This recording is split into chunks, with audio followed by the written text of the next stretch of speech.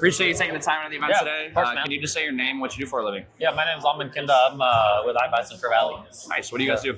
A lot of what we do right now is wholesaling and flipping. Very cool. Yeah, we're going very flip heavy this year. But last year we were primarily wholesaling. Okay, cool. To that note, if I was just getting into real estate investing, do you think I should fix and flip, buy and hold, or wholesale? I would wholesale first. And the reason for that is you want cash flow. Once you get some cash flow with a couple of deals, then you can move that money into flips.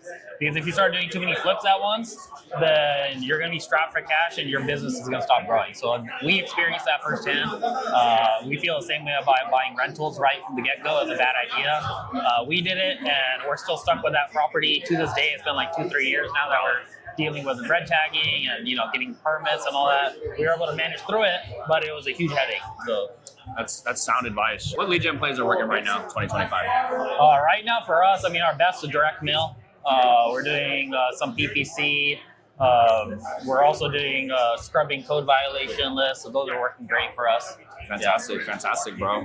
What are investors sleeping on? What are they not taking action on that they absolutely should be in 2025? I think the biggest thing is getting more niche with your data. I think that's the biggest thing, because if you're just doing large amounts of bulk data, it just doesn't work the way it used to like a couple of years ago, even like 3 years ago, right? I agree. So you have to niche down to like very distressed oriented properties. So that's what we do right now. We do a lot of foreclosures, probates.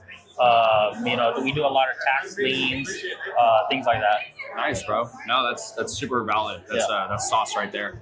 What are you trying to improve the most in 2025 in your real estate business? In our business, we're just trying to optimize further. Just getting more optimized. We have great systems and tools in place right now, but just having the right people in place, right? Making more optimizations. That way, we're not spending so much money. We have a lot of overhead, and like as a business owner, you want to focus on bringing that overhead down, right? Because we have everything else kind of in place. So once we get that overhead down, you can also help scale more.